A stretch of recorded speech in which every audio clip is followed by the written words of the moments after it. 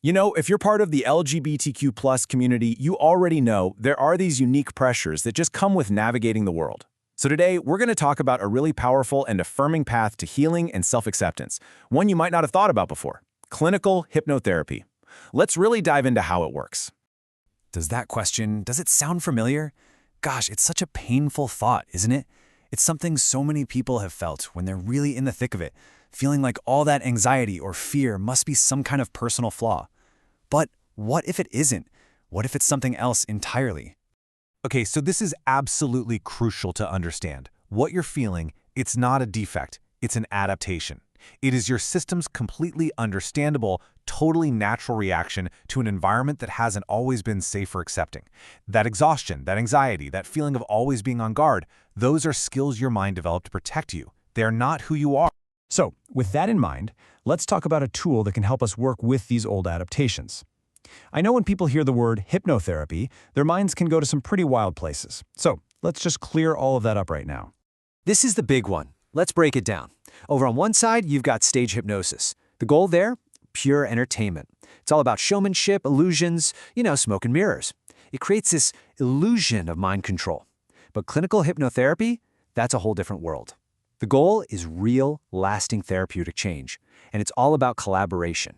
You are always, and I mean always, in control. And believe it or not, this is not some new idea. This goes all the way back to the guy who literally founded modern hypnotism, James Braid, way back in 1843.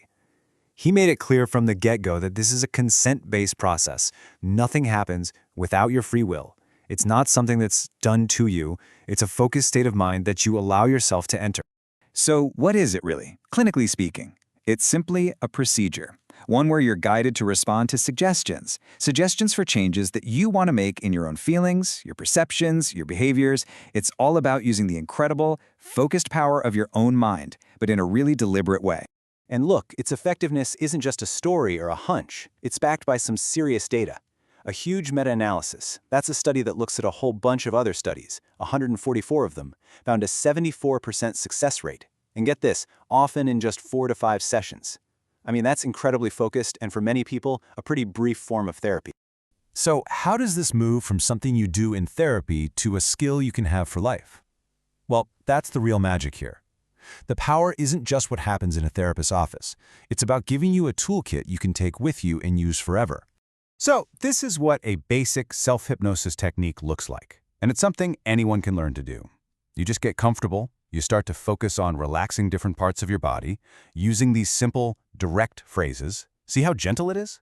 My arms are so relaxed.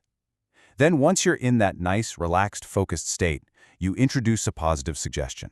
And you're always in the driver's seat, able to bring yourself back to full awareness whenever you want.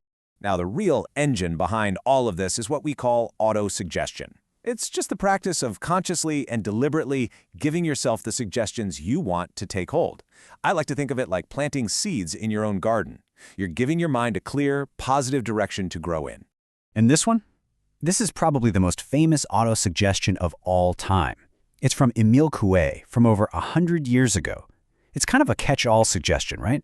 It's so simple in general, but it's been incredibly effective for so many people because it just points your mind toward overall improvement without getting all tangled up in the detail. And if you want to make your own suggestions, there are a few simple rules that make them way more effective. First, phrase them in the present tense, like I am now becoming more confident. It makes the change feel like it's happening right now. Keep them positive, so you're focused on what you want, not what you're trying to get away from. And here's the key. Say them with conviction, but without straining. It's about allowing, not forcing. When you have these tools, you can start asking some of the really big questions. And this one is so powerful.